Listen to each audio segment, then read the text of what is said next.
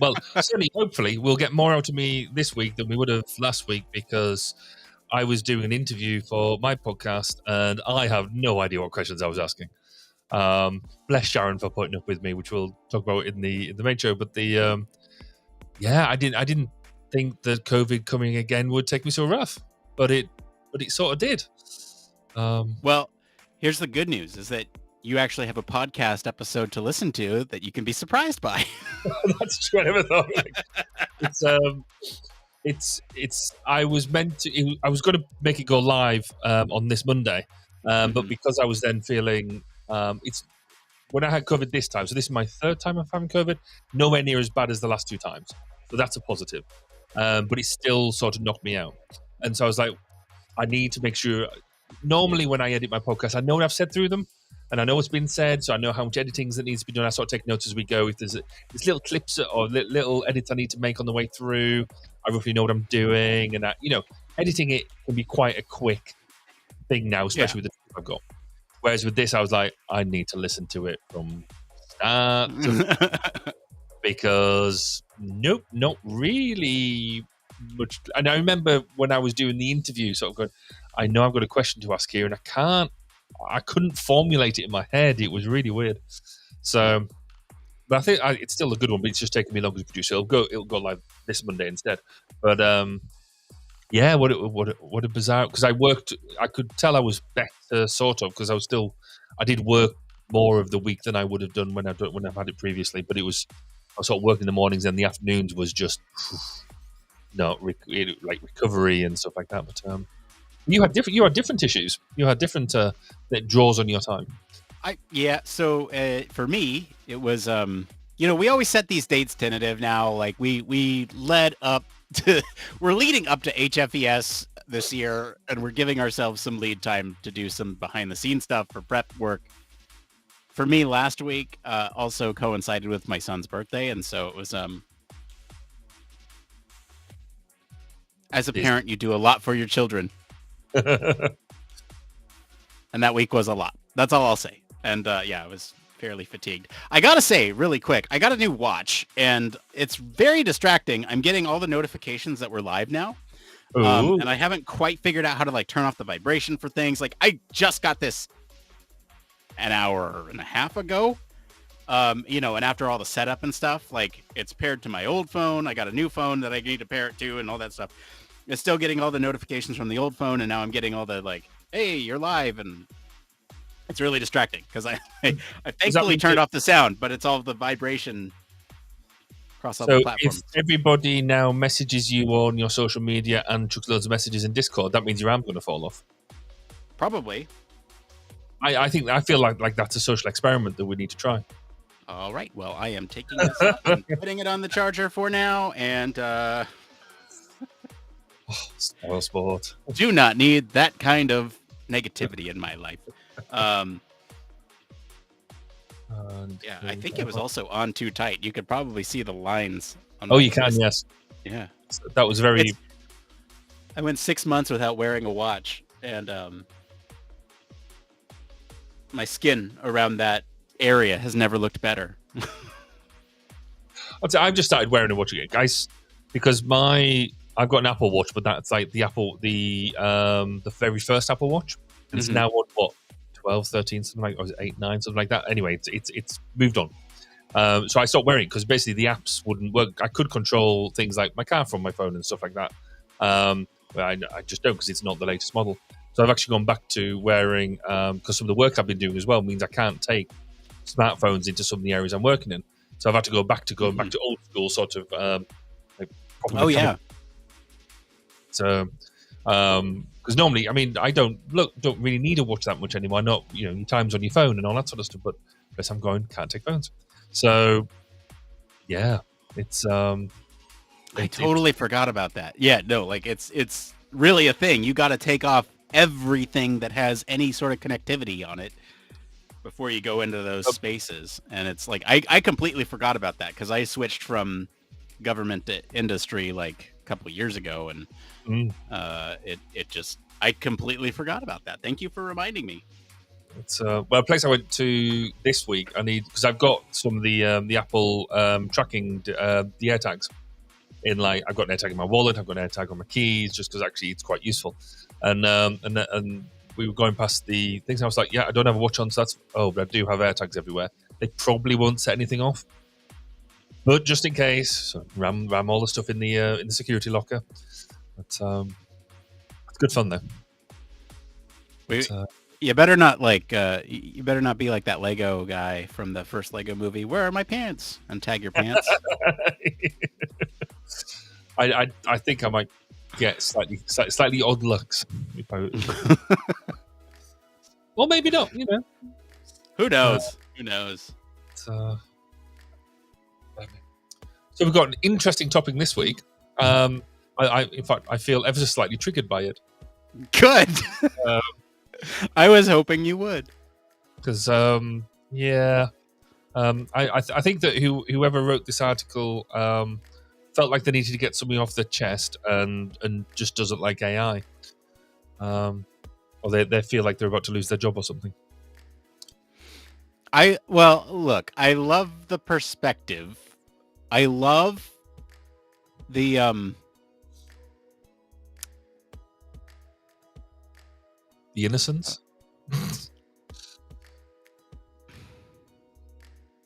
I think we're aligned with how we feel about this. Let me say this. I appreciate the perspective, and I appreciate the need to have this discussion. I'll leave it there. The story tonight: dark side of quick wins, and long story short, talking about using, I guess, summative AI to summarize articles and books and things. Well, should we use it or should we not? Right? That's kind of the premise. Let's be even tighter than that. Basically, the author doesn't want you to use ChatGPT for doing any UX work. Yeah, that's what it boils down to. So, Anyway, but I just wish I had clearly all the time that the author's got to go and do all this extensive and around the world reading, because I don't. But maybe that's just my own personal failing. I appreciate the perspective. I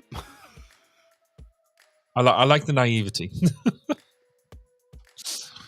No, I think it's an absolutely valid perspective. It is. They're just wrong, but it's a valid perspective. So, I haven't looked at. Are we doing the new approach to? Yes, we are, aren't we? What's that? Rather than the it came from. Right. Yeah, we're doing the debate again. Debate tonight. Embracing modern technology for information absorption versus traditional in-depth reading practices. Again, these are very polarized perspectives, but obviously, they need to be. In fact, I've put in the notes. I've put for the clearly Barry. Clearly Barry.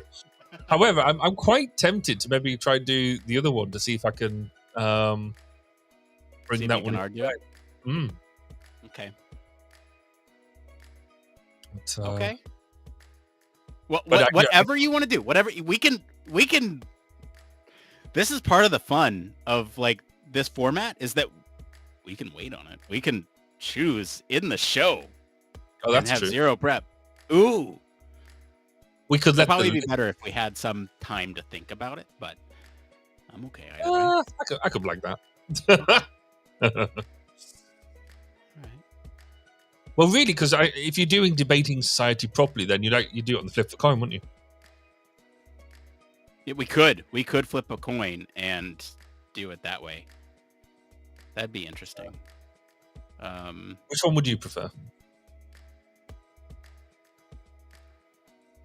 I am the host,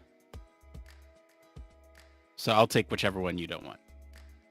That's called ducking the question. That is, if I had to. You do, so. Okay, if I had to, I would pick the first one because I think we're obviously aligned with that perspective. Right. I'm going to take the second one then because Okay. I want a bit of a laugh. You want to laugh, you want to challenge, you got it. Yeah.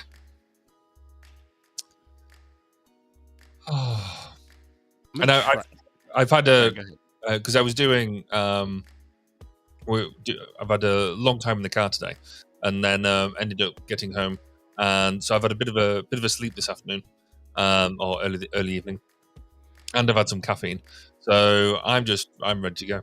So it's all good. Rather than come to this like I usually do, going it's the end of a long day and I'm really tired. So, he says, despite yawning. Well, it's like the middle of the day for me, and I'm really tired. So I don't know what that says about where I'm at. Oh man. Okay. So in the pre-show, I mentioned to Barry, I got the new Pixel 8 Pro, and this thing is like built for AI. Speaking of AI tonight, the story. And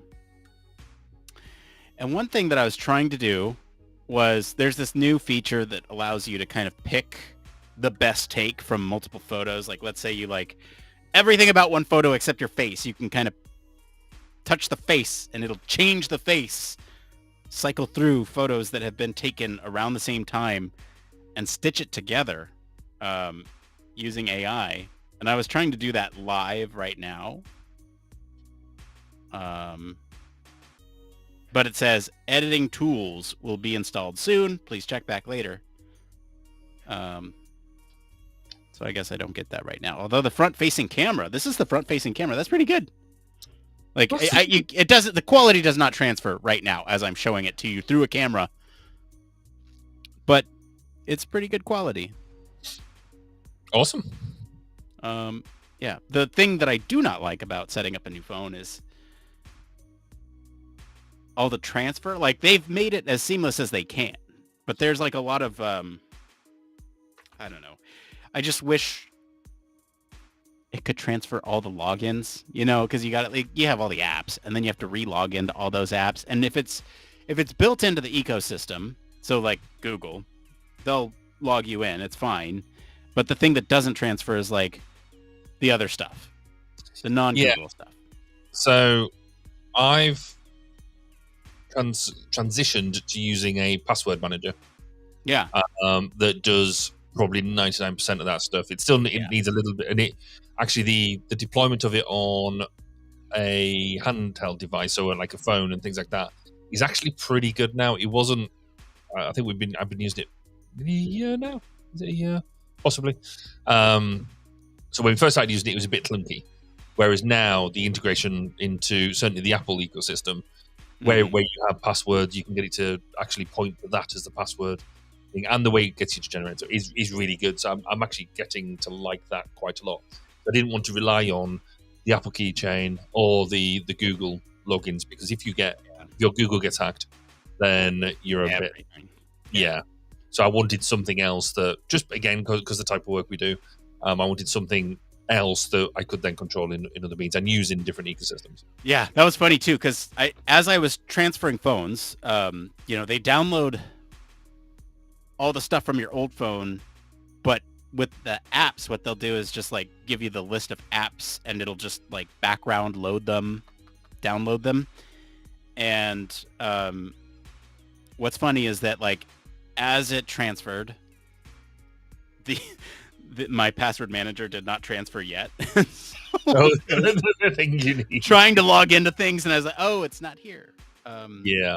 And like the authentication is weird because like I haven't transferred my SIM yet, and so all the like verification stuff is coming in through my old phone, and then I have to look at that and verify it there, and then transfer it to my new phone. And then also, like I said, I got this watch with the package too, and it's like it's doing all the notifications off the old phone, and so like the notifications everywhere, and it's information overload right now. But hopefully, I think this is possibly why I've stayed now with Apple phones for so long.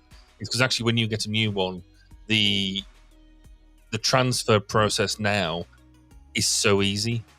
You just tell it Yeah. you've got a new phone, and either just hold them together or just tell it to back up, to update from a backup or whatever. And actually, it's pretty seamless. Does it keep all your like third party stuff logged in too? Pretty much, yeah. As soon as you go straight into it, it was all working. Did it? Is that right? Did it do it? I'm 70% sure that it was all pretty much there and running when I needed it. Did I have to log into stuff? I'm fairly sure I didn't, because we got new phones early this year. But I mean, for me, that's the downside of the Apple stuff, is because the phones change so in real terms very little. Because it still is what it is, and I don't think there's some new cool tools with it, but not earth-shattering stuff like when you updated from the iPhone 3 to the iPhone 3GS and that sort of stuff. Now it's just very minor incremental changes. You can be slightly thinner.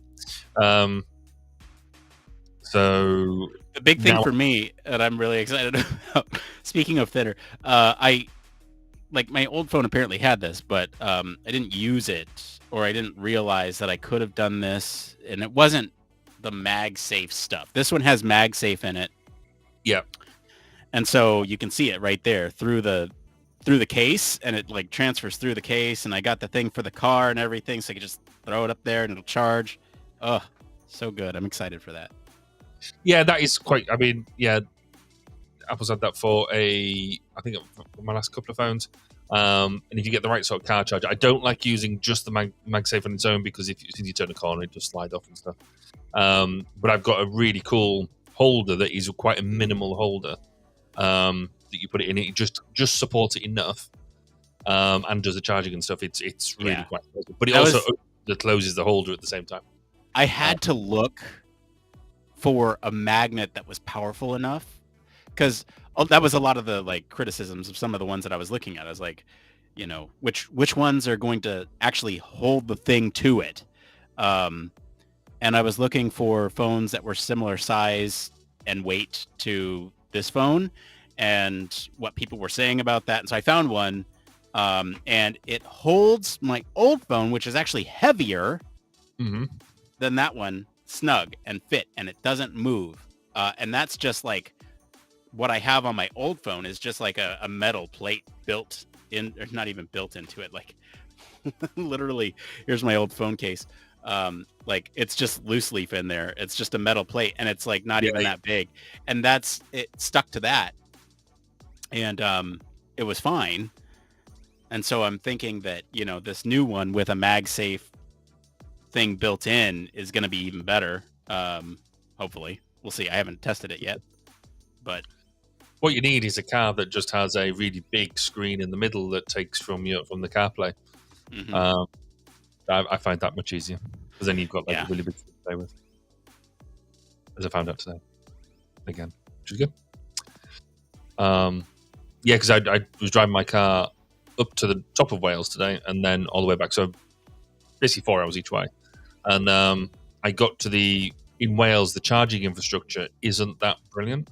Certainly if you go up through the middle of Wales, if you're in South Wales or you're in sort of North Wales, there's clusters of stuff there. But if you drive from south to north, it's quite difficult.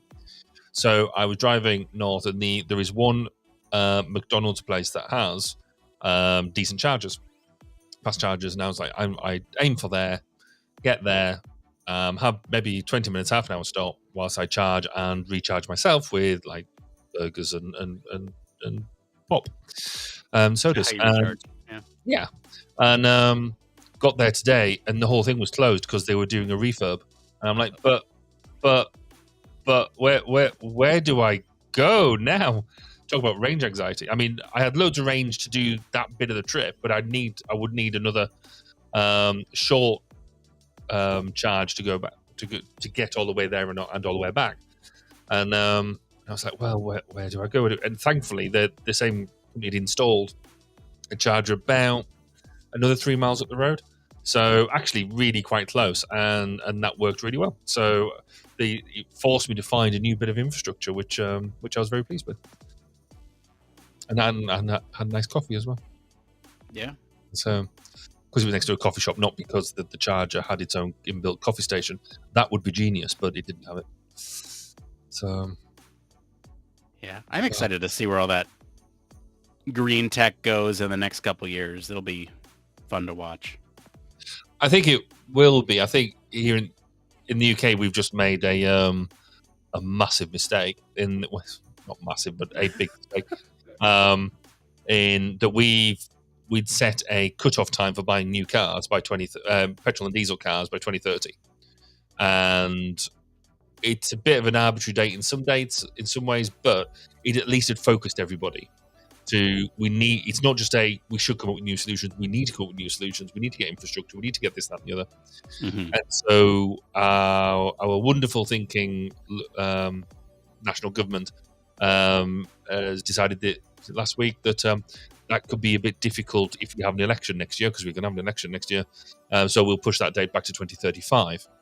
So that gives you an extra 5 years of being able to buy a petrol or diesel new car.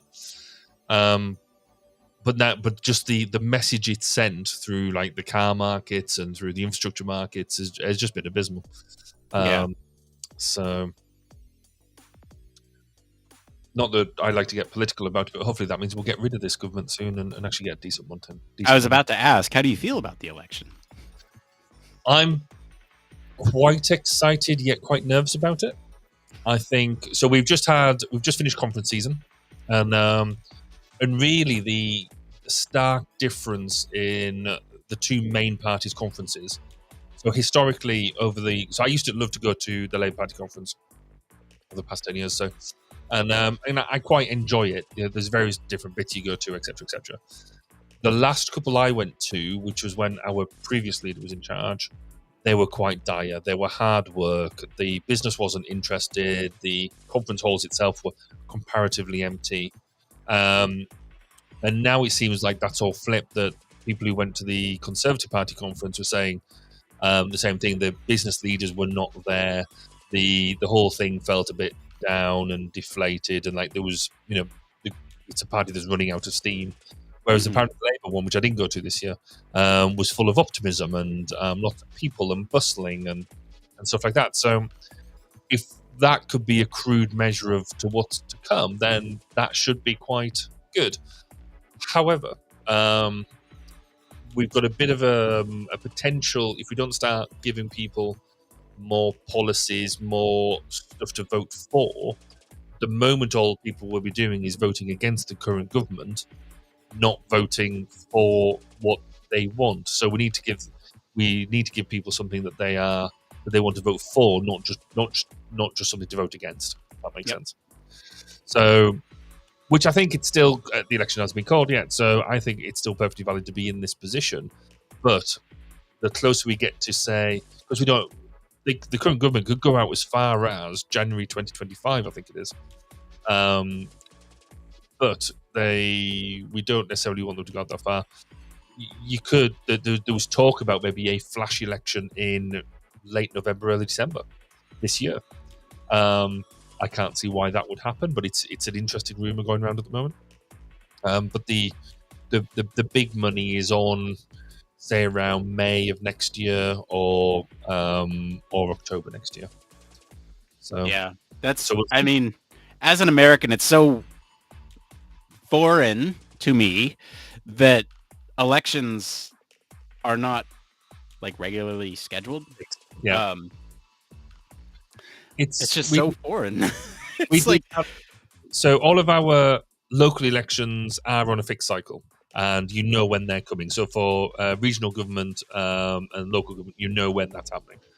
But yeah, for national, we did have from 2010 to 2017, I think it was, we had the Fixed Term Parliament Act, which meant exactly that we knew when it was going to be.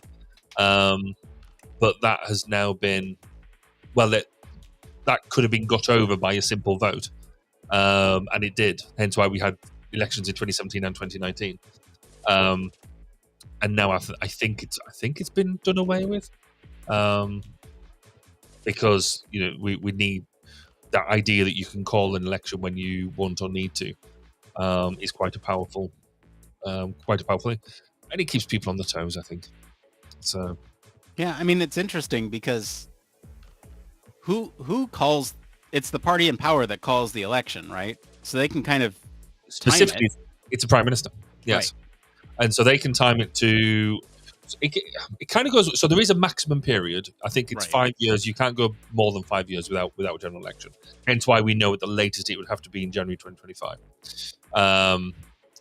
So there is that. However, yes, you can then put it to. There's a number of ways it can be sort of triggered. So, like a vote of no confidence in the government. If the government loses a vote of no confidence, it is then a incumbent on the prime minister to then go to the country. I don't think they necessarily have to, but it's in the unwritten constitution, sort of the unwritten rules, and then there's different elements there as well. So if the prime minister might be strongly encouraged by his own members to by their own members to go to the country, or the flip side is true. If they're doing really, really well, then it's an opportunity to go to and consolidate, which is what Theresa May did in 2017? Yes, when she went in 2017, she was riding high in the polls, thought she could beat the Labour Party at that time because the party was doing very poorly in the polls, and she lost her majority. She still retained power, but it was much damaged and much maligned. Right. So that it can go wrong for you. Yeah. But anyway, that I'm sure that's the good political discourse that people coming onto this podcast want to come and hear. Absolutely do. I mean, what's more human than politics? Well, it is. Well, it's one of the reasons I got and still do try to get involved. Is we try and bring it back to like numbers of almost autonomous votes. You look at people's the people that what the vote weightings are and all that sort of stuff, and you get into what the polls say, what the votes say, what people's majorities are, and that type of thing. But actually, it's all about footwork of convincing each and every voter to vote in a certain way. And everybody has different priorities and things like that. So I think it's a very human thing, and I think we do it in justice when we just break it back down to numbers, even though invariably the numbers do actually work. So, yes. I'm looking at the calendar, Barry. Uh-oh. You want to organize things, don't you? No. Okay. I just can't believe that 2 weeks from right now, there will be a live stream from HFES. I can't believe it's like in a week that I'll be traveling out there. That, well, just about a week. Just over a week. Yeah. I just can't believe it's like almost here. And I feel like every year, massively underprepared. I can't wait to see everybody there. Have we decided on a day yet, or is that still in the air? Thursday is the day. So the 26th. Good. The 26th. Yeah, and it will start at 8 a.m. Eastern, which is 5 a.m. Pacific, which is for you minus 12 plus 3. Let's see. So it'd be 1 p.m. for you, I think. That's not what we did last time. Or maybe it is. I think it is. I thought I started later or earlier than that. Okay. Maybe we started at noon last time. Your time. I'm not sure. Maybe. So anyway, we'll figure it all out. And I'm not sure quite what the live stream setup will be. We're going to change our approach this year a little bit. So there's going to be a lot more of like going around the conference and taking remote video and polishing that up every night, which is why we're doing it on Thursday. So that way we can kind of air pre-recorded segments that we've captured throughout the week to get a lot of different perspectives throughout the conference. So hopefully it's going to be in more locations. So you'll see like a poster session in there. You'll probably see some of the opening reception. You'll probably see a lot of different things in there that you didn't see last time.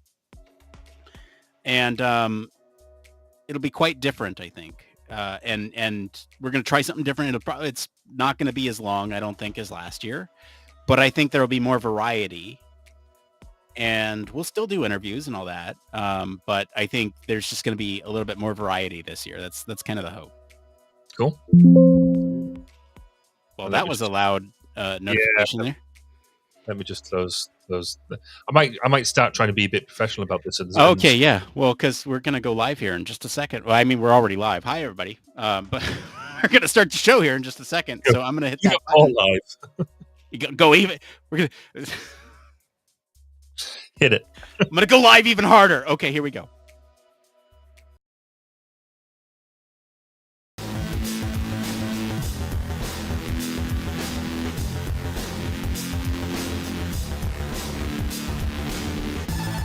Welcome to Human Factors Cast, your weekly podcast for human factors, psychology, and design.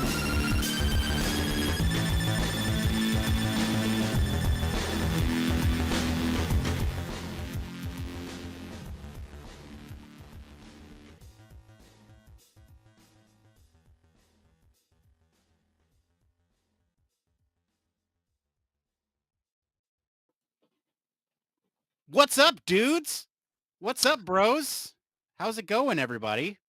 We're recording this episode on October 12th, 2023. This is Human Factors Cast. I'm your dude, bro, host, Nick Roome, joined today by Mr. Barry Kirby. Who is this, and what have you done with Nick? Can you bring him back? No, I'm here. This is me. You're buzzed. This is what happens when you have a couple of weeks off. You get all loosey-goosey. Yeah. I mean, look, there's a lot of excitement in the air. We got HFES. We just talked about it in the pre-show, but we got HFES coming up. We're back after being off for a couple of weeks. So yes, I'm in a good mood. We got an awesome show lined up for you all tonight. We're going to be diving into the world of UX and human factors and exploring how quick wins can sometimes lead us astray. Maybe. We'll talk. Later, we'll be debating modern technology such as AI summarization, speed reading, speed listening tools. Can we embrace this as a primary method for absorbing and understanding literature, or should traditional in-depth reading practices be preserved? All that and more. But first, I did just mention HFES is like in a week and a half. We'll be there. Heidi and I will be there in person. Stop by, say hi. We're going to be in the conference all throughout the week. I'm going to be recording. I got my mobile setup here. I'm going to take my UX usability setup. I'm going to be out there around the conference. If you see me, come say hi. I'd love to talk to you and get your thoughts about the conference. There's some exciting announcements that I know of that are coming this year. So I would love to hear all of your thoughts and input on that. And if you want, I can record it and I'll put it up on our special live stream that happens Thursday at 8 a.m. Eastern.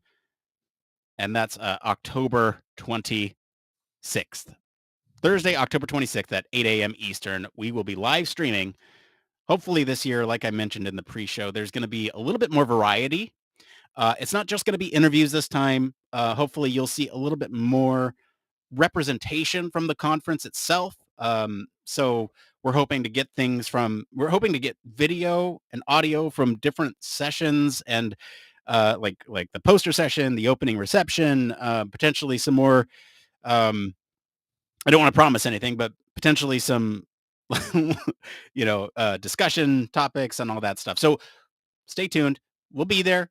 Come by, say hi. But Barry, what's been going on at 1202? It's been a while since we checked in. It has been a while because I've been having a bit of a hiatus.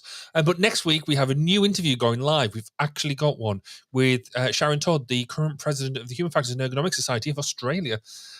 She gives us insights into her career, including being an expert witness, which is absolutely fascinating, as well as an overview of HFESA and kind of what it's about, what it's up to, what its main drivers are, and what the main domains they get involved in. They've got their annual conference coming up in November, which includes a whole bunch of really interesting people. But amongst many others, there is our friend of the podcast, Chris Reed. He's one of the keynote speakers. So that will be, I think, a really cool conference to listen to, and is available remotely as well.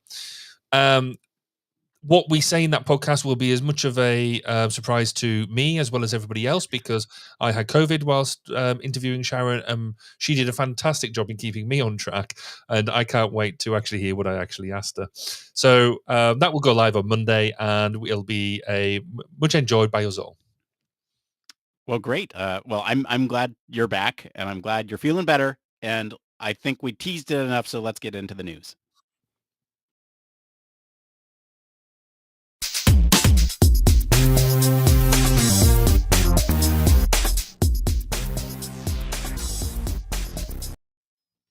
Yeah, that's it. This is the part of the show all about human factors news. Barry, what is our story tonight? So tonight's story is about how quick wins can betray you, or better titled as 6 essential and fundamental skills in UX research that you shouldn't overlook, or in brackets, delegate to ChatGPT. So today's article discusses the importance of fundamental skills in the field of UX research. The author argues that relying too heavily on AI tools such as ChatGPT can undermine the quality and depth of research outcomes. The author identifies 6 essential skills that UX researchers should prioritize, and these are learning, listening, writing, creating summaries, analyzing, and problem solving. They emphasize the value of taking the time to learn and develop expertise rather than seeking efficiency through shortcuts. The author also highlights the significance of active listening during interviews, as well as the importance of honing writing skills to establish a unique perspective. They caution against delegating crucial tasks to AI, as AI lacks the ability to provide genuine insights, they claim. Instead, they advocate for researchers to take charge of the analysis process and strive for a thorough understanding of the data. Finally, the author stresses that the attitude is key to competitiveness, encouraging readers to approach their work with sincerity and overall long-term vision. Overall, the article underscores the need for researchers to invest time and effort into developing their skills and not solely rely on AI tools for quick results. So, Nick, you didn't use any AI at all to get us to where we are tonight. You did it all from scratch. You've got a thorough understanding of the topic we're going to discuss tonight. What are your thoughts on the article? Hilarious. Thank you. Yes, no, we heavily use AI in all of our production. So here we go. No, I think there is a valid argument to be had here where the push for efficiency and speed might actually be contributing to intellectual laziness, or however you want to phrase this, to where you're sort of outsourcing this cognitive effort that you would use to sit down and process something in your research. The article sure is an article, and I feel that you and I are going to be aligned on this approach, that it's not necessarily that old school methods of learning, like reading or research, those are not outdated. Those are still to be done. It's just that these modern trends towards speed and convenience can actually help us out in a lot of ways to speed up the effort. And the article calls these things quick wins, and how some of these things can be drawbacks. And I see where these ChatGPT delegations might come in and be less than ideal. But let's talk about it. I'm curious on your perspective here, Barry. What do you think? I can see where the article's coming from in terms of, the idea that there is people out there, and we have seen examples of people just chucking, it comes through my Facebook feed, my LinkedIn feed all the time. People using like, here's the cheat sheet for ChatGPT, and if you haven't got this cheat sheet, then this is how to structure queries and to get all your results. And I get that. I think that from that fear perspective of people just using ChatGPT without any thought or consequence, that's valid. However, this article feels to me to be a bit of a cry for help in many ways. Again, this fear that AI is going to take away the UX job, or maybe even broader. I think it doesn't just talk about UX. I think you could put that against research in general. But it does feel, the way it's written, if I could be so bold as being quite patronizing, pretentious, elitist. This idea that you have all the time in the world to be able to thoroughly research a particular topic, particularly if you're doing UX role or an applied research role, that you've got all the time to do all that sort of stuff. Just not that's not my understanding of the world as it is today. We are having to do more and more with less and less, and so we don't have the time to do necessarily all the way it used to be done.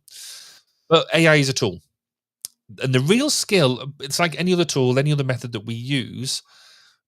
There is places where it can be really, really good and really useful, and we use it, but also where it shouldn't.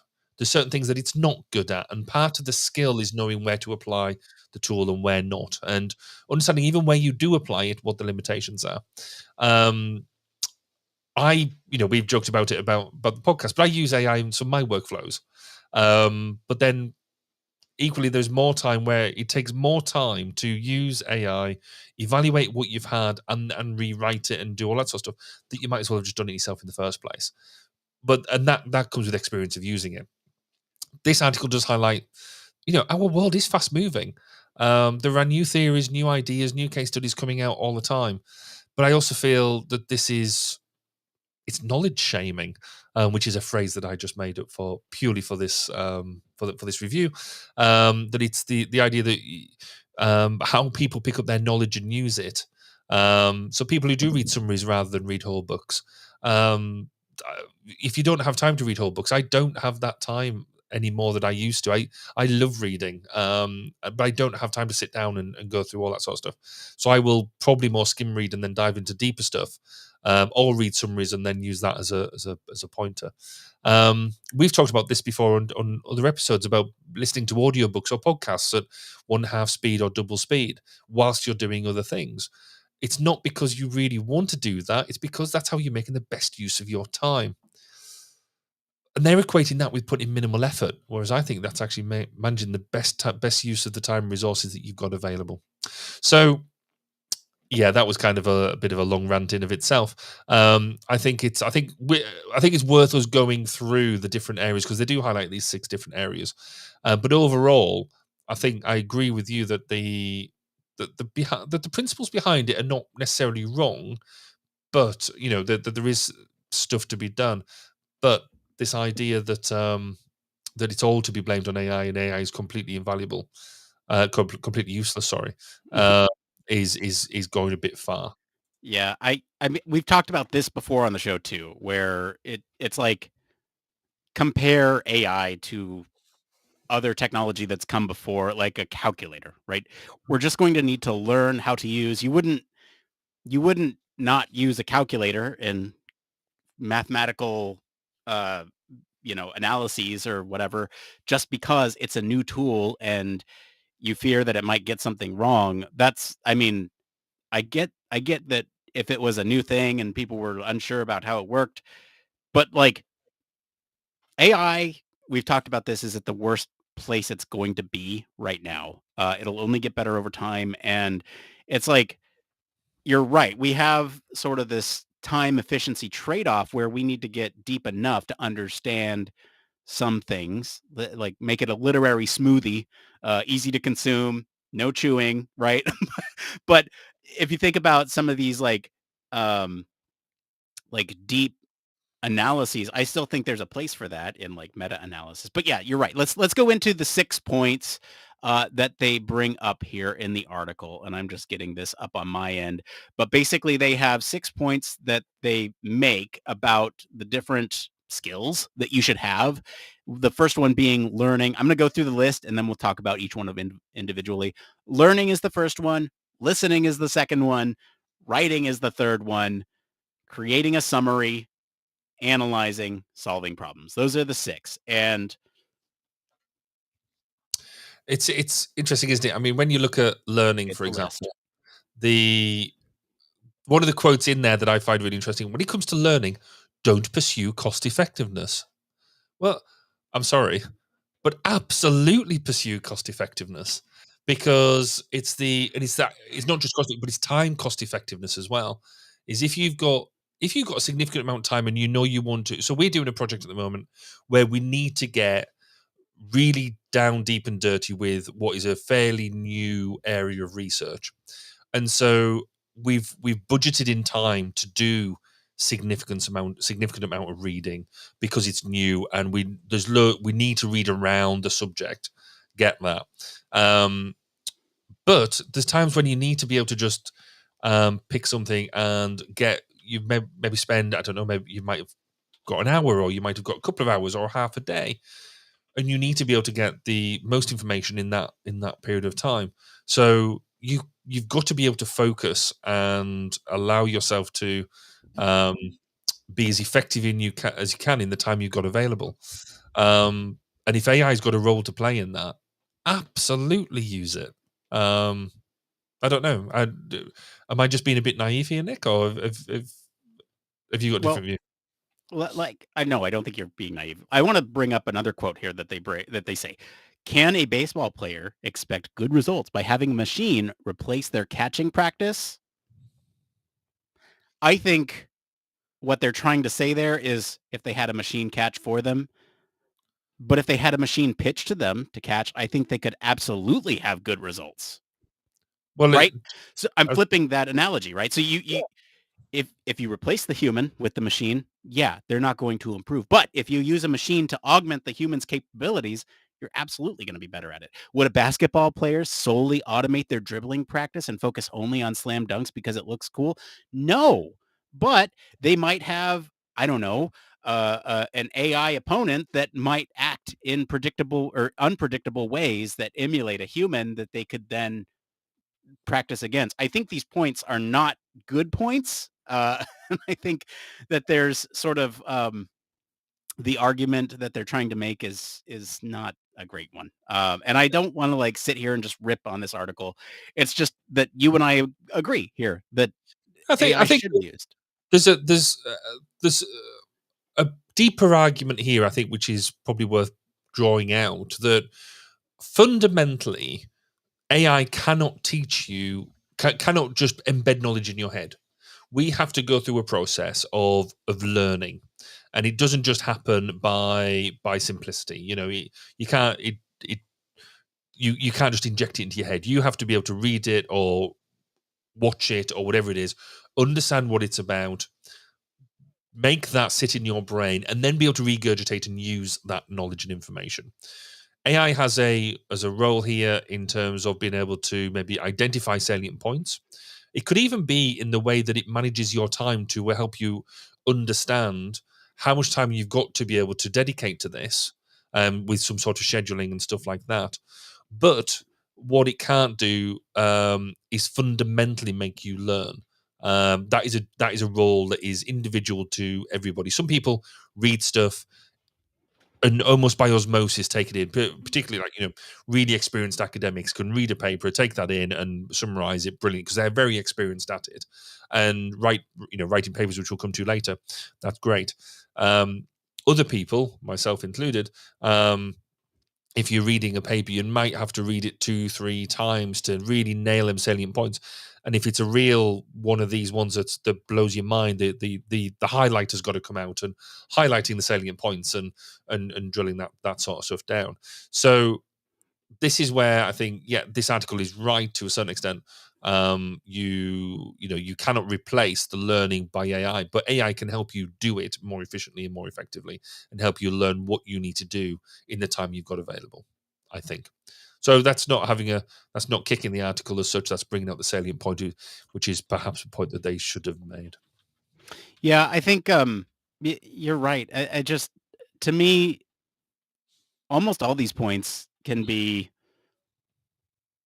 picked apart, and I don't Oh, I know do. if I necessarily you want to. I don't know if I necessarily want to spend the whole time picking these apart. I feel like there's a lot a lot of material to do that with. But um I guess, like, for me, the more cognitively challenging thing would be to sort of stretch our brains and see, like, what are they saying here? I agree that using it as a shortcut should not replace learning. You should use it in conjunction with learning, or use it effectively for learning, but not necessarily as a replacement to learning the thing to begin with, right?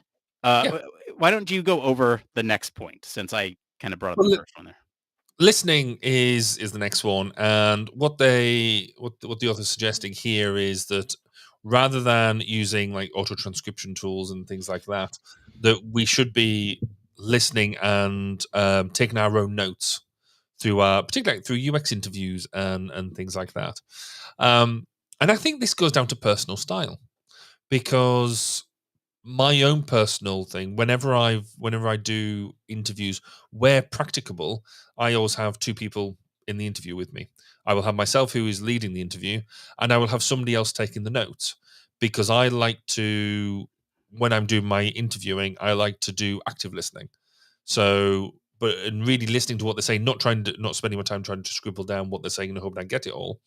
But if I've got somebody else taking the notes, then I know I can be asking the questions, asking the follow up questions that I think are relevant at the time.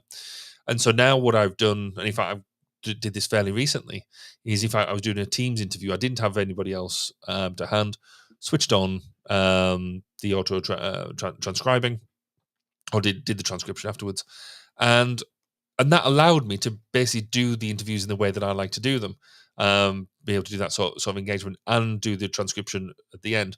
It wasn't absolutely word perfect, but I would say it was 95 to 98% there. It meant that I could then go through it and make the couple of changes that need to be done, but I wasn't having to worry about writing everything down at the time, or potentially miswriting things down. And even in this case, I didn't even have to worry about whether my partner was writing everything down properly. So I think tools like auto transcription and things like that are really valuable to us now. That if you want the verbatim piece of the interview, that can happen in the background now. It's not a foreground task. You can now focus more on the listening part. So I think that enables us to do it. Exactly. Yeah. But they, in the article, they highlight that if you write your own notes, and there is certain people who doodle, I think, have this as well, is because I do this. If you're doodling whilst listening to what's going on, you've got more chance of remembering what's been said, because you basically align what's been said to what you're doing with your doodle, or with your writing your notes. So for some people, that ends up being a more makes the experience more fulfilling. So fundamentally, for me, whatever works for you, whatever works to help fit your style of interview, your way of working, I think go for it. I think both views are equally valid. Yeah, I think the thing for me with this point specifically, with listening, that is our job. Uh, here's the part where it's interesting to me, is that when you just get a raw transcription, or even the raw input of somebody saying something, an AI may or may not, but is less likely to, introduce bias. Like, where we might be listening for something that we perceive to be true already, and just sort of validating that assumption, where an AI might actually come up with something completely different based on the full context of that conversation, without any prior knowledge, and it might actually provide you with a further insight. I also think that when you start to look at scalability, you can't listen to every single thing every single time. Like, even for me, when I go back and listen to interviews, I listen to them 2x. So I'm not getting like all the nuances of like the pauses, but then like, I don't know, I get that because I listen to podcasts and other media at 2x. And so it's natural in that sense. So I can kind of understand roughly where it's at. I think there's a lot to be said about listening as a skill for us. And I think that's absolutely valid. We should be listening. But I think when you introduce those scalability and reducing that bias, I think that there's a lot to be said about that. Um, and there's not like I said, AI is at its worst right now. It'll only continue to be better over time. It'll it'll start to recognize speech patterns better, idioms, and sort of the underlying intent of different speech ticks. I don't even know what to call them. But I think those insights will become more refined over time, especially if you feed them through an AI system that starts, that learning, listening itself. I'm going to move on to the next one here. The next point that they make is, pull up my article. I just missed it. Hold on. Learning, listening, writing. Okay. Let's talk about writing because this one's fun for me. I hate writing. It's the worst. And the thing for me is that when I look at a blank slate, it's intimidating. When I look at the podcast notes, and if somebody were to say, Nick, put together some podcast notes for an upcoming show on this topic, I would go, what do we normally do? And then I would start to think about a template. Okay. So I use templates to begin with. And that gives you structure, but it doesn't necessarily give you the language. And so you can start to fill in that template with language.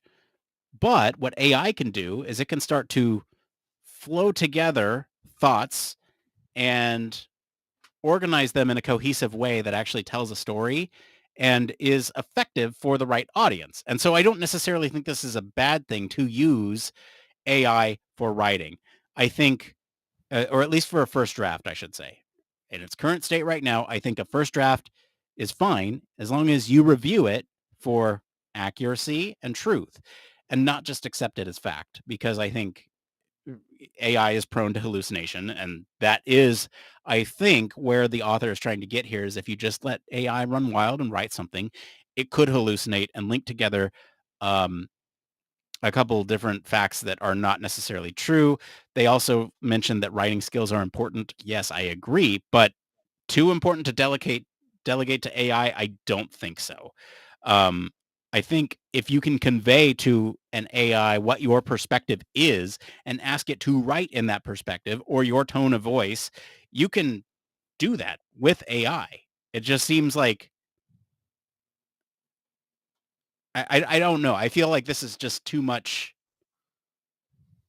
self-reliance. Like it takes too much time to do it. Am I crazy here?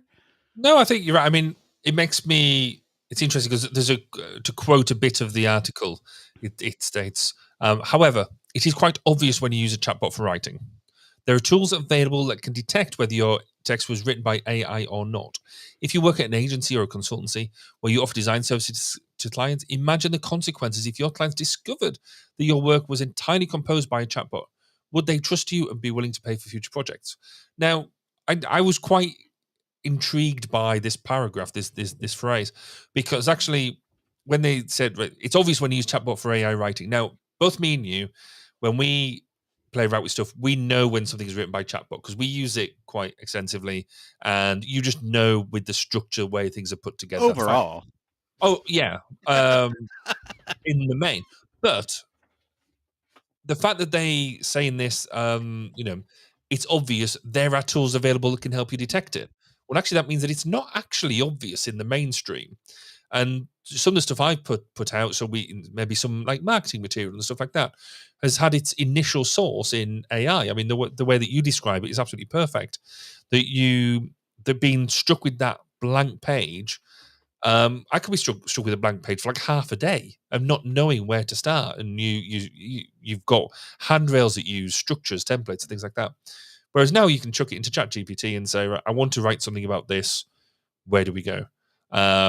Slightly better prompts than that, but you know what I mean. It's you make that go, and it at least gives you something to start with to get the mind going, and things like that. And when I've written things like articles within the first person, so I write a few articles for a couple of magazines now, and maybe for like presentations and things, I normally probably never use much of the original material that ChatGPT gave me, but it's allowed me to kickstart my thinking process. But fundamentally, if they're saying that you need a tool to detect it, it's then not obvious. So we need to be able to say, it kind of goes back to what I said at the beginning, that the people who are using ChatGPT and stuff as their final product, yes, they're the ones who need to be highlighting that that's not the way that you should be using the tools at the moment. Maybe in the future we'll get there, and as you said, there's going to be an evolution. But right now, you know, you use it in a way that is a good starting point. You shouldn't use it in its raw format, but let's not take away from the value of what it can do, because it can write a downside better than I can, quite a lot of the time. So I like having the initial ideas, being able to put them into ChatGPT, and it allowed me to take me on a journey of me producing a final product. Okay, so we're halfway through this list. I want to make Cool. sure we have time to address every single thing here, because I feel that in this article, they almost start with the weakest evidence up front. Yeah. And I almost feel like the last three, or specifically the last two, are the strongest points. So I want to get to those, but I know you have strong opinions on four. Do you want to go over four, creating a summary? Well, I mean, creating summaries for me is almost where AI is strongest. The fact that you can pump your stuff into it and it will bring out decent summaries for you.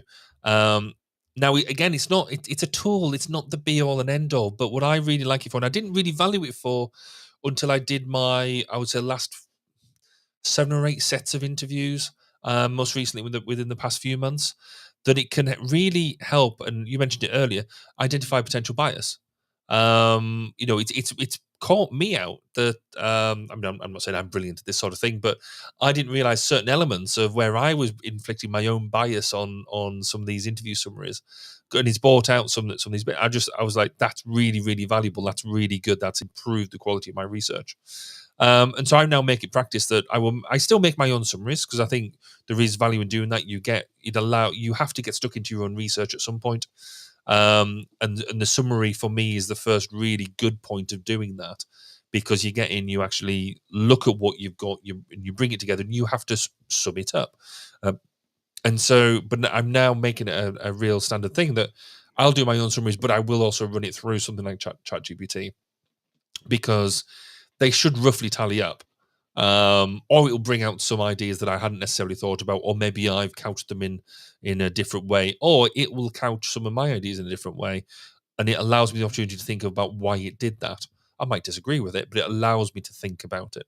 So that whole idea about, I'm not saying it replaces what you do, because as the article says, it's where you put a lot of your own thought, your own influence into it. That is absolutely right. But AI does actually allow you to put some more rigor into your summarizing. I believe. Yeah, I think summary is a really weak point. I think it's probably the weakest point. I think it does a really good job of summarizing things that are there. And yes, you should be able to summarize something, I guess, by inherently understanding that thing. So I get that point, but if you have a lot of data and you're trying to summarize all that data, it's easier to do. Is it a quick win? Yes, absolutely. You're having something go through all that data very quickly and say, what is a theme from this? And I would I think there are correct ways to do something like that, where if you're going to do that analysis, or if you're going to run that prompt or whatever it is, have an idea in your head before you do that, so you're not biased in one way or the other. But it can either confirm or deny. Like you said with your initial summary, right? You run it through, and it might come up with something else, and that's additive. It's not the base. It's additive to what you've made. And I think that's the right approach here. I want to get into analyzing. And I think, like I said, the last two, analyzing and solving problems, are probably the strongest points this author has towards using AI as a quick win. I think analysis is a long way off right now. I think it can't necessarily understand or embody a specific role looking for specific things with all the nuance that there is. I agree with that. However, there are certain analysis tasks that it can handle, such as summarization, or even reporting on an analysis. Mm-hmm. If you want to say, like, make this APA format, really, you're going to say, well, I can't use AI to do that, like verify, but like, instead of hand jamming it, why not just use a shortcut and get in there and do it? I think, yeah, I'm not going to go any further. What do you think on analysis? No, I agree. I'm kind of at my end here. Yeah, no. Again, it's always repetitive what we said. It's a tool, and if you're going to analysis, if you're going to analyze a whole set of data using SPSS or Excel or pick another tool, then you would use it because they're great statistical tools. They're great analyzing tools. Why wouldn't you use an AI tool that can do that level of analysis for you to help you get to an answer quickly? As long as you can, with SPSS, with Excel, whatever it is that you set up, you can trace back how you got to the result. As long as you know how you got there, awesome. And it will take you take the time, give you back the time to do more interesting things. I will bring up a quote here because I find it laughable. Take charge yourself. The process simply requires attentive listening, diligent note-taking, and a systematic approach to categorizing information and identifying patterns. Easy. What about the rest of it? Or is that all? Is that all the job is? Easy. Follow the step-by-step process and strive to gain a thorough understanding of how the analysis process works. Simply. What, just by categorizing? They haven't started the analysis process anyway. In the interests of time, the one I will go largely and say yes, I think they're right, is this whole problem solving piece. I think there is the human brain is brilliant at imaginative solutioneering, the problem solving in the wider sense, coming up with wacky ideas, coming out with things out of left field. But a lot of the really creative, a lot of the truly brilliant Imagineering solutions are based on experience, are based on things that you've seen before. That is the whole idea of innovation. Is that innovation isn't just coming up with brand new stuff. It's about taking stuff that you've seen in maybe a different field, a different environment, a different world, and bringing it into this new environment, this new area, and applying it. And so we don't tend to, that there is what's that saying, that there's nothing new in the world. You don't just look at a problem, come up with a miraculous solution. You come up with something that you've maybe seen before and apply it here. And this is where the likes of ChatGPT, we talk about that level of AI, would struggle, because they can only really analyze what's there, or say what's happened since before 2021. We could argue or discuss about the future, where we're looking at artificial general intelligence, things like that, where Professor Paul Salmon scares me every time. But where we're at the moment, we don't really have AI there that will give you that spark, that light bulb moment, I don't think. But again, it can help. It can help you get along the way. But this is where the human brain is still brilliant at doing this sort of stuff. Mm-hmm. And I don't necessarily think it's like an all or nothing either. I think AI can still be used here. You can prompt it in a way that says, how might somebody in this role handle this type of information? And it might give you different insights and how other people might think about it. And you and I have talked before, innovation being sort of an application of one solution from one domain to another domain. Mm-hmm. And that might get you there. So I don't want to go too deep into this because you're right, we're short on time. But I think overall, this article it doesn't hit the mark for me. I think there are some good points here that, like, yeah, don't let it do everything, but to completely write it off is just something that's impractical with where we're going with technology. And I think that there's like a lot to be said for learning to use these tools in ways that augment these things that this person is talking about. Because, yeah, flat out, AI can't do all this. You're right.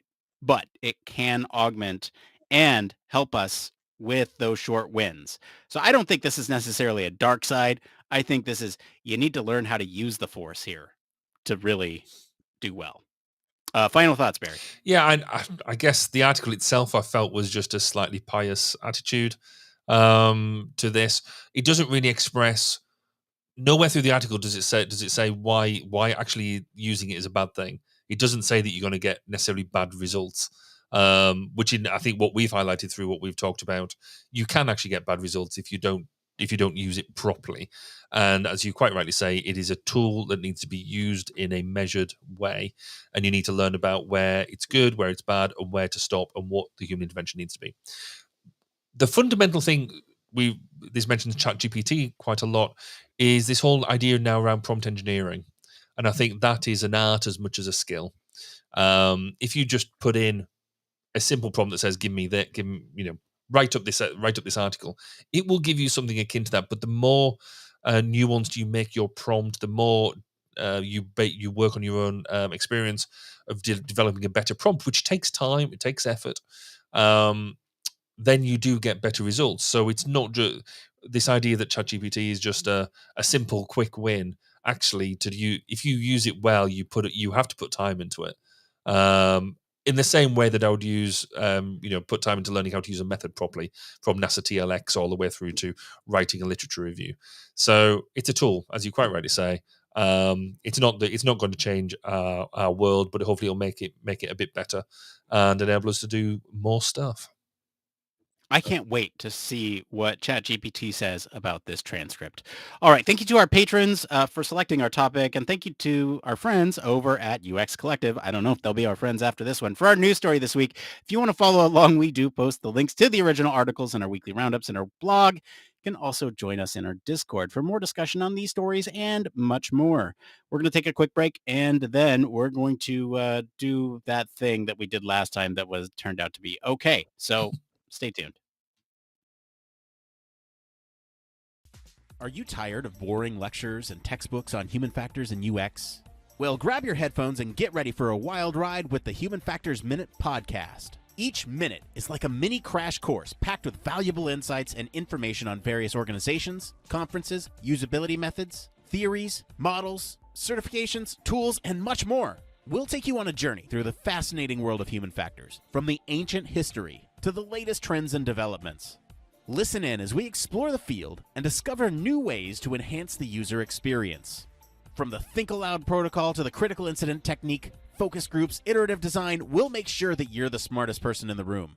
Tune in on the 10th, the 20th, and the last day of every month for a new and interesting tidbit related to human factors.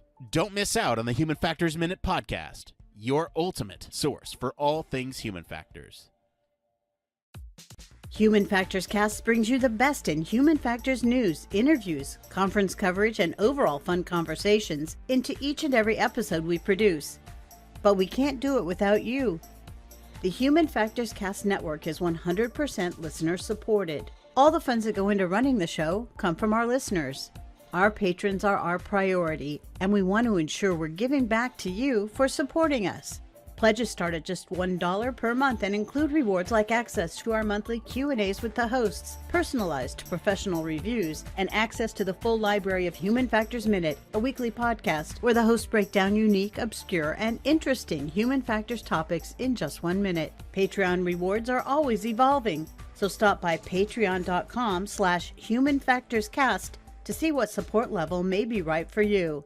Thank you, and remember, it depends.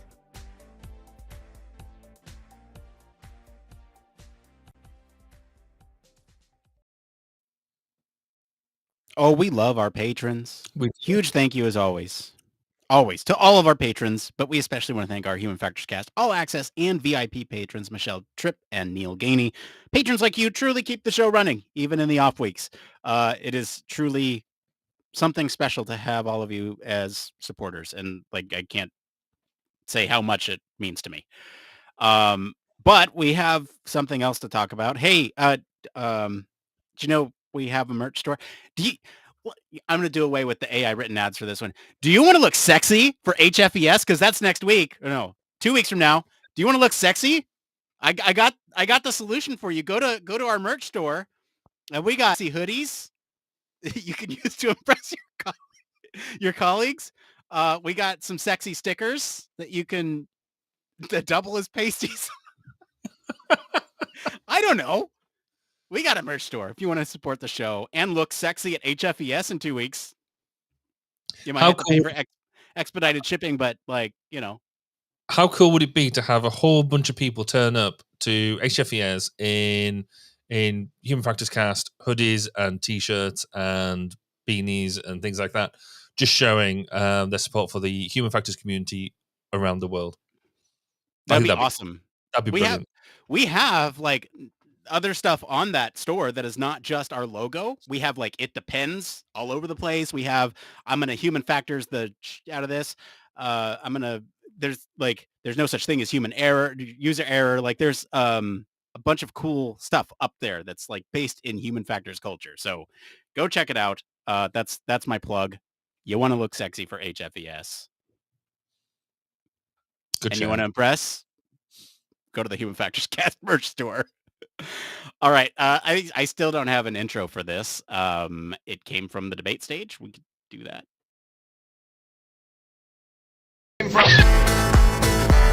It came from...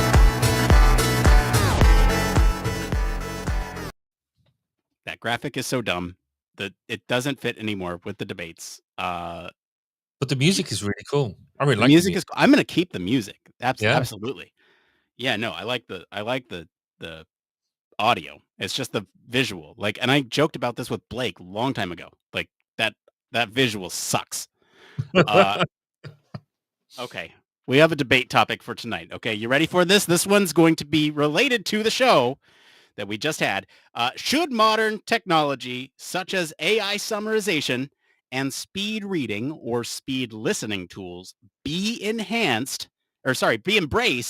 as primary methods for absorbing literature and information, or should traditional in-depth reading practices be preserved? Now, Barry, you've opted for the more difficult choice tonight, I feel. No, I've gone for the easy choice because I think we should be arguing for preserving traditional in-depth reading practices, because otherwise, what's the point? What is the point in us coming down doing stuff and learning things as a species? This is going to be the fundamental to our the survival in the future. If we don't have deep cognitive engagement with what we're doing, we don't have our critical thinking skills. We don't understand what it is that we're actually reading. We can never be empathetic with the people that we are listening to, engaging with, gaining the knowledge from, and all them other cognitive skills that if you're just doing a superficial review, or you're just half listening to what people are saying, or you're getting your fancy AI tools just to do all the work for you, you don't get that depth, that level of knowledge. Your brain has to go through them simple processes of engaging with the material that you're working with, to allow the neurons within your brain to make the connections that you need in order to not only just develop a way of putting a report out there, but you need to get that longer term understanding of what you're doing and being able to regurgitate, but also use in future future endeavors in a way that will allow you to solve the problems of the future. So that's me done. I've clearly won. Okay, you win. Thank you. All right. Well, let me start with my opening statements here.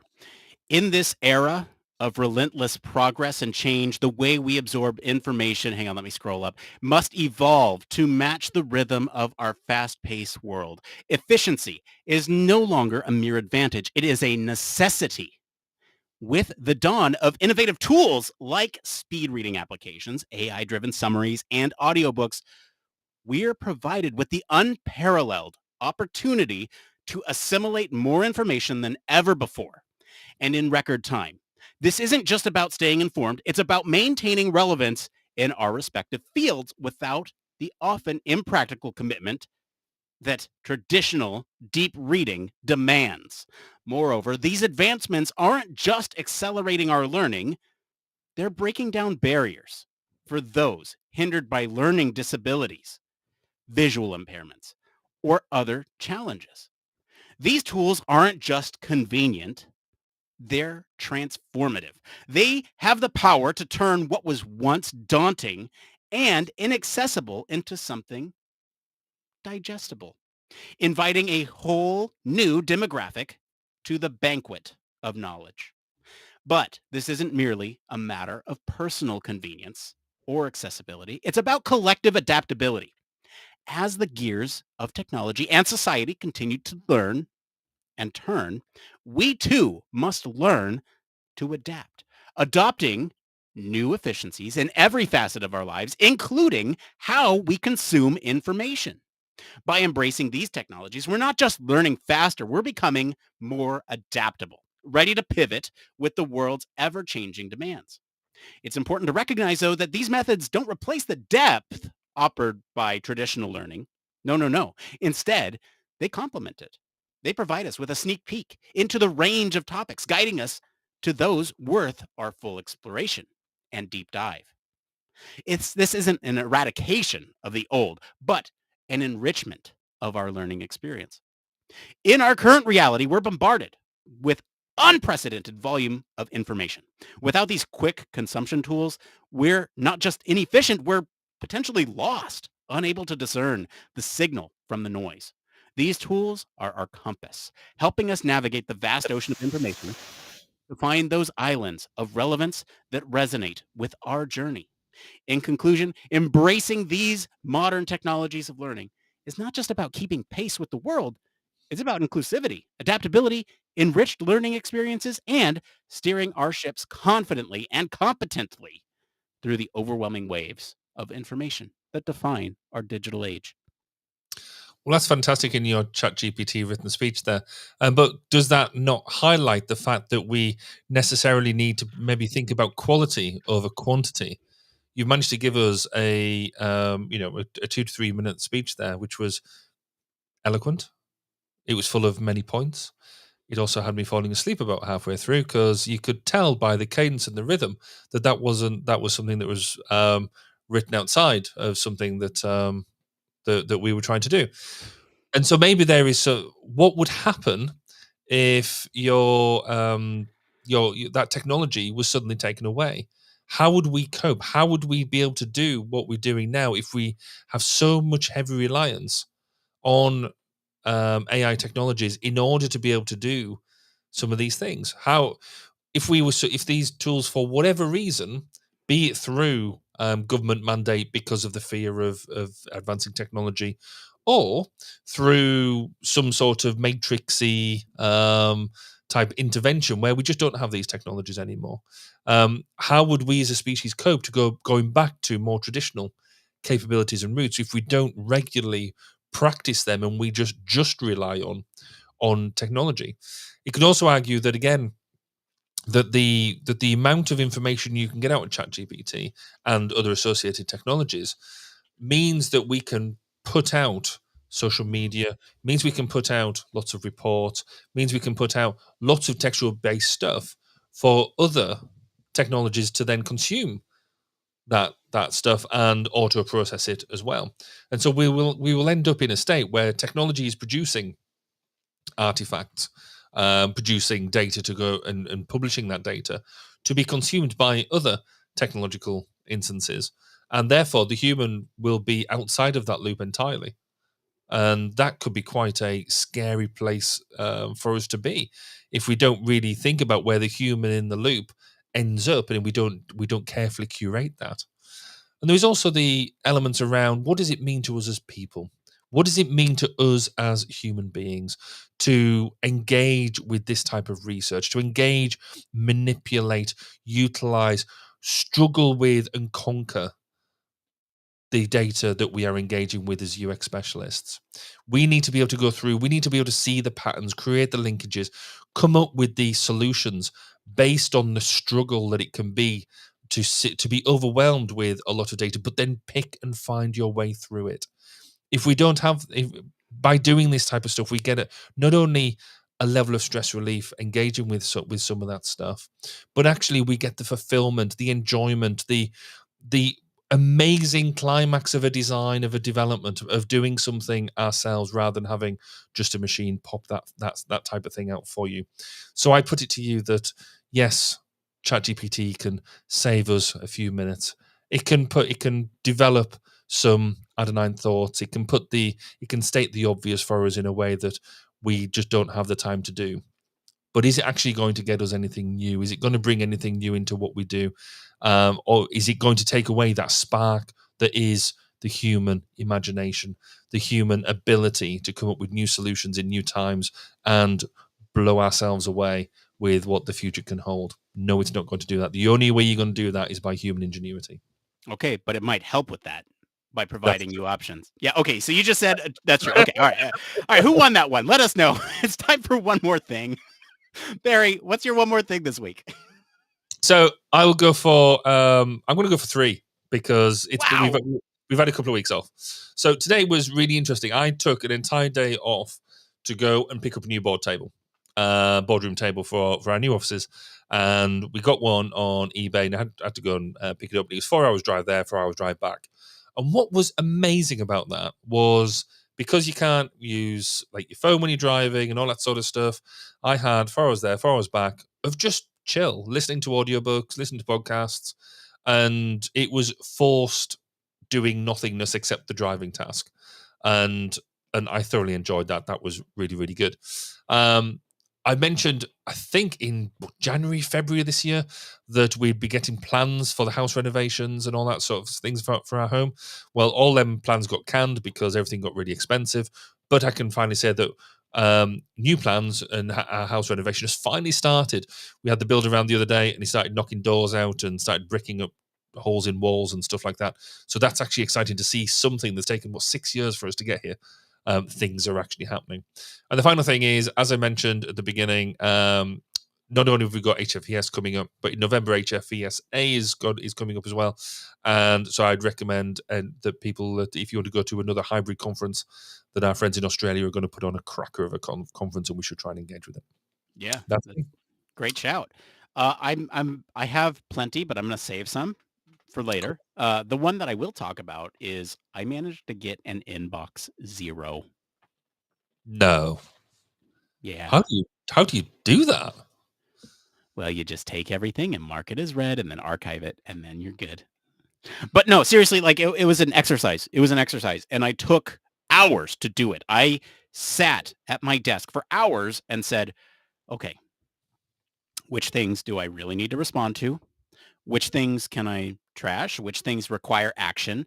And the way in which you do it is fascinating too. Like I looked up some videos and tutorials on how to get inbox 0 if you've just like let your inbox get overblown. And there's some really good resources out there. Like I think it was probably like 6 months where I just let my inbox just blow up and I just didn't respond to anything, and it was bad. But what I did was I kind of went through all of them, and there's a couple shortcuts depending on what service you're using. But there's some really cool tricks where, like, if it requires action, you snooze it till later. You've dealt with it for now, and it's not in there anymore, but it'll come back later. And then if you have dealt with it, then you archive it and it's not in your inbox. You don't have to worry about it until somebody responds to it, and then it'll come back in. And so I've managed to get an inbox zero on both my personal email and my work email, not the podcast email yet, but I'm working on it, or I plan to work on it. But it's fantastic because then it's there. And if I need to search anything, everything's still there. It's like, it kind of solved this hoarding problem with emails that I had that I didn't know I had.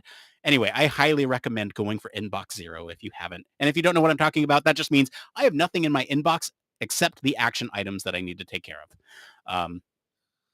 Yeah.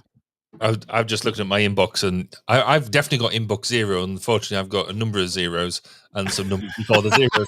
So, yeah, I've got somewhere to go. Inbox 10,000. Anyway, that's it for today, everyone. If you like this episode and enjoy some of the discussion about AI, whatnot, or even UX-y stuff, I'll encourage you to go listen to episode 277, where we ask what the point of user stories is. Maybe we use AI in them. Maybe we don't. Comment wherever you're listening with what you think of the story this week. For more in-depth discussion, you can always join us on our Discord community. Visit our official website, sign up for our newsletter, stay up to date with all the latest Human Factors news, and stop by our booth at HFES in 2-ish weeks. We'll be there in 2-ish weeks, 1.5 weeks. Stop by. We'll be there. If you like what you hear, you want to support the show, show up to HFES. Stop by the booth. I love talking with all of you as you come by that booth and let me know that you actually listen to us in your ear holes. That's amazing. Leave us a 5-star review wherever you're at. I mean, that really helps the show. You can do that for free. Tell your friends about us, especially at HFES. Let them know that this amazing podcast exists and sometimes records regularly. Consider supporting us on Patreon. If you like what you do, you want to see more of it. That is not free for you to do, but it does really help the show out. As always, any of our links to all our socials, our website, and in the description of this episode. Barry, thank you for being on the show and surviving COVID so that I have somebody to talk to. Where can our listeners go and talk to you if they want to, tell you how poorly you misrepresented the story? Well, that's just same old, same old. If you want to come chat with me, then you can come and X with me. Baz_K, that's Twitter for all you cool dudes. If you want to listen to some podcast interviews with some interesting people in and around the world of human factors, then find me at 1202 the Human Factors Podcast at 1202podcast.com. Thanks, dudes. As for me, I've been your host, Nick Roome. You can bro out with me on Discord and across social media at Nick_Roome. Thanks again for tuning into Human Factors Cast. Until next time, it depends.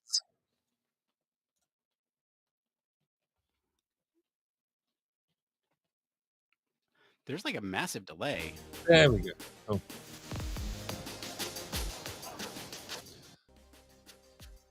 There's all the massive delays on all the plays tonight. Yeah, and when I was doing my interview the other day, I realized that the way the rejigged restream as well from the controller perspective is slightly annoying. A little bit. I'm sure it's just one of these things to get used to, but still, the things you said about doing the whole dude and thing today. Have you seen on TikTok or other short reel platforms the stuff with Crush at Disney World? So they've basically got a large, what seems to be, people go into a theater and the screen is Crush from Finding Nemo, the turtle, and what they've got is it's sort of interactive, but it is interactive. So so Crush will be talking to audience members and reacting to it, reacting to the speech. So clearly they've got actors behind it, but they've got loads of animation going on as well. And the thought, and they must have done so much persona analysis on this to get the right sort of graphics in play, the right sort of reactions in play. It's just phenomenal, and there's now a couple of people who made like sort of Crush accounts, and that you can go through and see some of the interactions, and it's really well worth watching. It's very clever. Awesome. It's probably ridiculously simple, but it's well worth watching. I have a similar I guess TikTok thing that shows up for me that's like the stormtroopers at Galaxy's Edge. They do something similar because they don't have they have pre-programmed responses. And so the way in which they respond to fans at the parks is not them talking through their mask.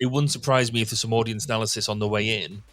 So if they look at like who's in the queue, right? It's got to be mostly kids. They've maybe got the Buzz Light. They've got whatever toys they've got with them, and all that sort of stuff. I almost don't want to know how they do it, because I bet in reality it's probably, as you say, it's that level of, there'll be actors, there'll be a lot of it quite comparatively simple to set up, etc., etc. Yeah.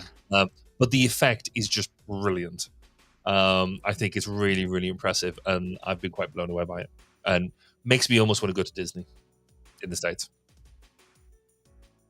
So I want to go anyway, but that's been a thing. So, I'm gonna switch gears and talk about something completely different. Cool. Are you ready for it? So, you familiar with the television program? It's Always Sunny in Philadelphia. Nope. You are unfamiliar with that program. Okay. Now, I want you and everybody listening to this, because this is one of the other one more things that I had. I'm not gonna spoil the one more thing, but it's helpful context if you go and watch one particular episode. Okay, just one episode. That's all I'm demanding of your time. It's 20 minutes, and it just really, really is hilarious if you work in our field. Okay. It's season 16, episode 8. And the title is Dennis Takes a Mental Health Day. Okay, now the premise of this show, for those unfamiliar, is that these characters are all unlikable. You don't have sympathy for any of them. And they're just the worst people on earth. You actually develop some sympathy for Dennis in this episode because of what he goes through. And I'm just going to read the episode synopsis, but beyond that, I'm not going to say anything else. I just want you all to know that it is extremely worth it for you to check out if you're in the human factors or UX domain. The synopsis reads as so. After a physical reveals Dennis has high blood pressure, he decides to take a day away from the gang to de-stress at the beach. But life has other plans, and his day spirals into a string of mishaps until he can no longer contain his rage. That sounds... But you kind of put me off. What season did you say this was? Season 16, episode 8. See, that's probably why I wouldn't dive into it as into a thing. I get, when you get a series that sounds really good, and it can be, what did I find with Madam Secretary is a good example of it, where you go on and think, I could watch it. Designated Survivor, something like that. And you go on and think, I could watch that, and you go on and then you realize there's like 10 series of it, and you're like, so they clearly don't get to the end of the thing in the first series. Yeah, they're dragging it on and on and on and on and on. Yeah, that put me off. Yeah, I'm not saying go watch the entire series. Don't watch the entire series. This one episode, and let me just put it this way. It's rated a 9.2 out of 10 on IMDb. So it's not just me that enjoys this. There's only a few other episodes that come close to that. So, if you look at the top rated episodes, I think this one places, it's tied for number 7 out of the entire 16 season series. So it's a very good episode, and especially good if you are in this domain. And I could not stop laughing. Cool. I just cannot stress it enough. You should go watch it. And then my one more thing will be about that next time we talk. So now I feel like I've got homework. You do? A little bit. Okay. Actually, what made me laugh the other day as well is because I want to get back to watching. I want to do the whole watch The West Wing from start to finish. Okay. That's well. But there is one of the episodes in West Wing where ergonomics plays a major part. Yeah. And I keep on wanting to cut that and use that in a presentation somewhere. I just haven't found the opportunity to do so yet. Oh, this episode, by the way, would give you plenty for something like that. Oh, cool. Well, actually, because I've got a large presentation coming up in is it 2 weeks' time, where I'm doing a national presentation to business people. So that might be. In fact, we're starting to get onto my. It's the time of the year where I start doing university lectures, and I've done for the past few years. That they tend to towards the end of the year.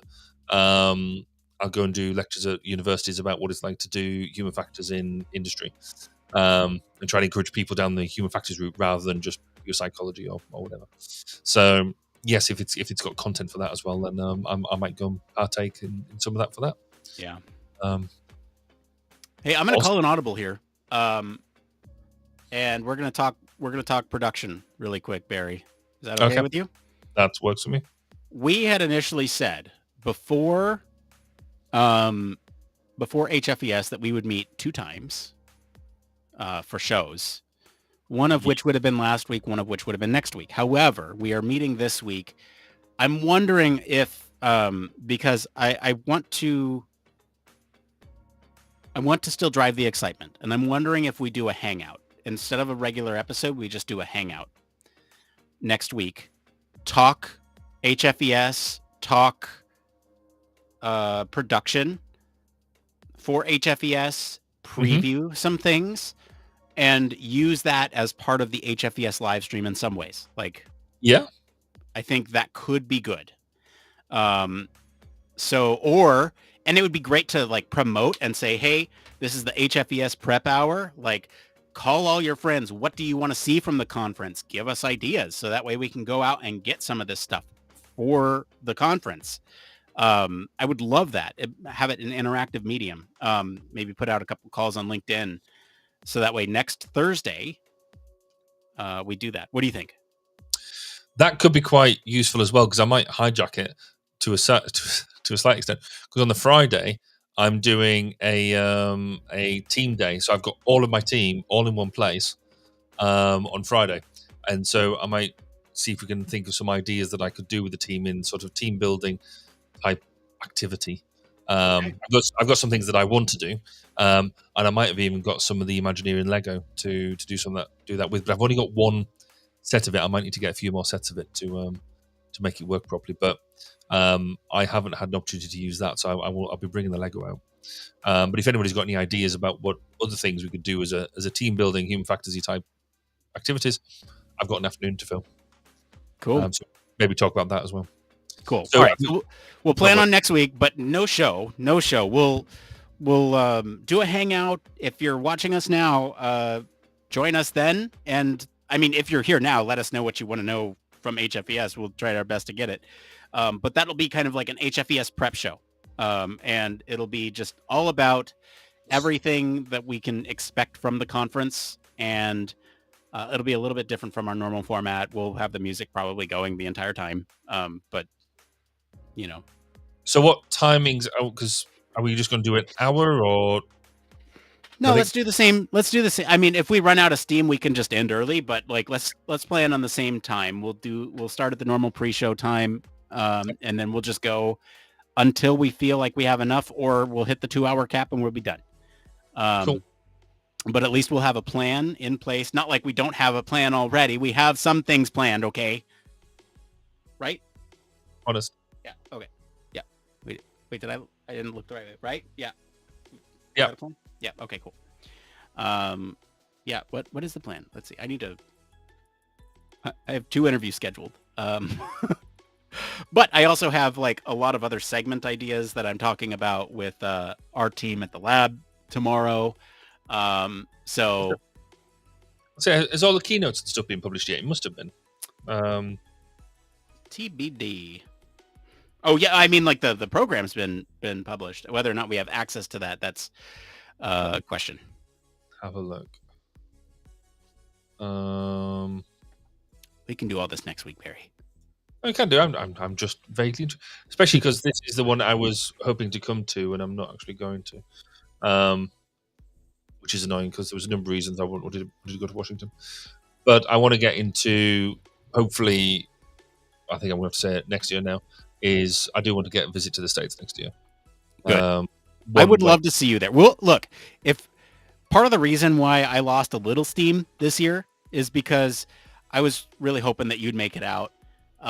Next year, if you come, we're going all out. All out.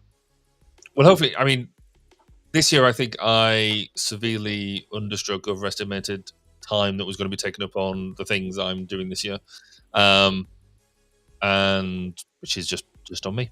But hopefully next year I have more time because I'm also taking on more staff members to take away some of my work as well, which would be very welcome. So we shall see. So I don't know if they've announced where next year is yet. Oh, they should do it in. I know where it is, but I don't know if they've announced it. Could you put it in the chat? Just because you need to. If you put one place, then I'm definitely going to be there. Because if I could chime it with something else, that would be quite cool. So if we could. Oh yes, they've published it. It's September 9th, so it's a whole month earlier next year. September 9th through 13th, and it's going to be at the Arizona Biltmore Waldorf Astoria Hotel, Phoenix, Arizona. So that's the Arizona Cardinals then, a football team. Yes. I wonder if they've got and they don't have the NFL schedule that this early. Not that makes a difference, but it's. I mean, they have them out. They have them out through 2025 on the website. So I'm not giving away any secrets here. In 2025, it'll be in Chicago. Cool. They could do with. I could do with a bit in Los Angeles. LA would be fun. Yeah, I think what was last time LA was. Was it 2016 last time LA? I don't know. No, I feel like they had to have. Chicago. 68th is Arizona. 69th. Nice. Chicago again. Oh, they alternate, but on the website you're looking at Chicago 2024 is the healthcare symposium. But they've also got the annual meeting. In Chicago 2025. Yeah, sorry, in 24 it's Arizona, 25 it's Chicago. Right. And then 26. Oh, that's the healthcare one, as you say. Yeah. Oh, 26 is in New York, huh? For the healthcare symposium. Yeah. Well, actually, 25. In fact, the healthcare in 25 is in Canada. Mm-hmm, I saw that. That'd be cool. I like Canada as well. Whenever I hear Canada, I always think of that bad joke of like, how do Canadians spell Canada? And this was told to me by a Canadian, by the way. I'm not like... Okay. So you suddenly get a lot of hate. We'll get cancelled and everything. Any sort of hate you can direct towards the Canadian that told me this one. They spell it C-A-N-A-D-A. That's terrible. But, yes. Oh. No, that'd be quite cool. I do, like I said, I do need to get out to one because it'd be fun. And because we've never met, and because we have so many things that we need to do in person, Barry. That's true. Like shake hands and hug and like go out for drinks and I don't know. Or, sorry, network. Oh, network. Yeah. That sort of stuff. So, no, drinking is hard for me because I'm on medication, but I would make an exception for you. I'd have at least one. You don't have to. You don't have to drink to have a good time. I just find it helps. No. Oh dear. In fact, go ahead. Because I mentioned, obviously, Chris Reed earlier because he's just been out in the UK, and in fact, it's really annoying because he's been out here twice, and I haven't been able to see him on either occasion. He's let me know where he's at, and I just haven't been able to make my diary work, which has been really infuriating. That's frustrating. But he met up. He met up with our new chief. I said new. He's been with us a year now with our chief exec. So we managed to make some of the opportunity, but from a personal perspective, I'm really annoyed. Right. Yeah. So, Oh. still. You know, he lives like what 3 hours north of me. He's in Seattle, right?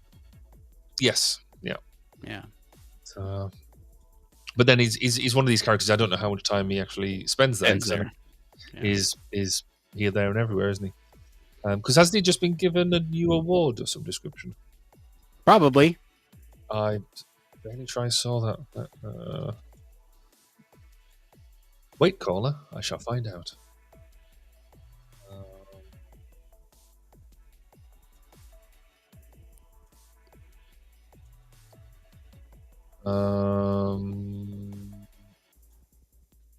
Oh, Sharon's already done that with him. Okay, fair enough.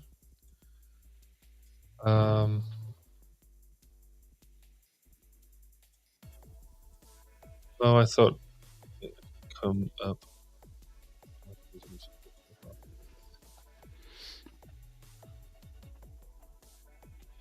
Ah, there it is. Let me bring up that post. So he's earned the prestigious Arnold M. Small and the Betty N. President's Distinguished Service Award.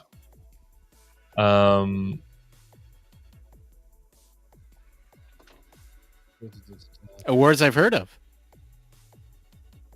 And he's been elected fellow of the HFES. Wouldn't he have already been a fellow? Given that he was like the president and all. But I think, I mean, maybe HFES uses fellowship in a different way to what we do.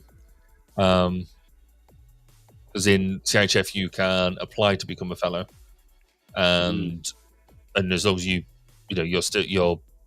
reviewed and assessed by the committee, and awarded it, so you're not elected to it, which I presume that this is because it's nomination. Yeah, elected. It's a whole nomination thing.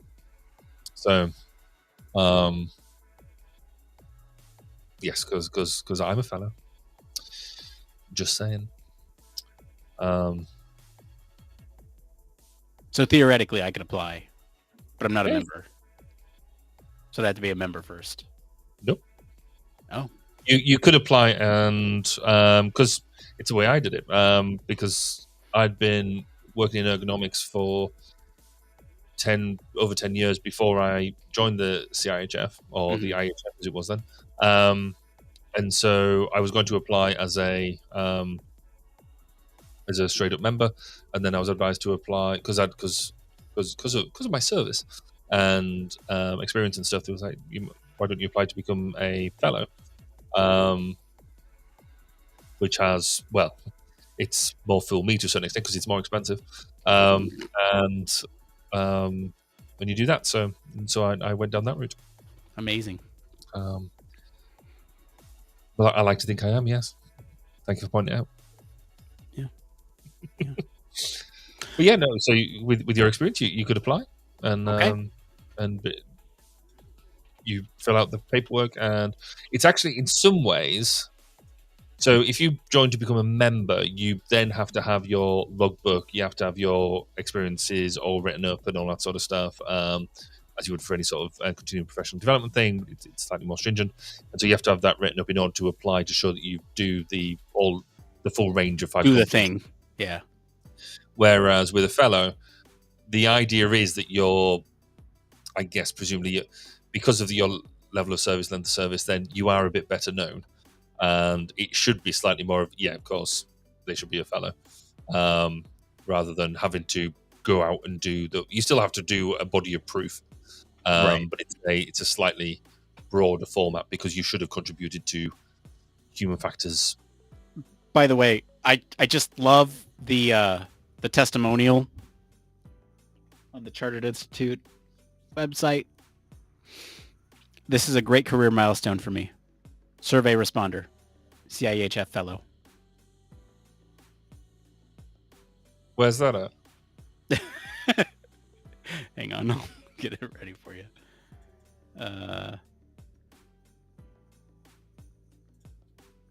Where is the share screen? There it is. Okay.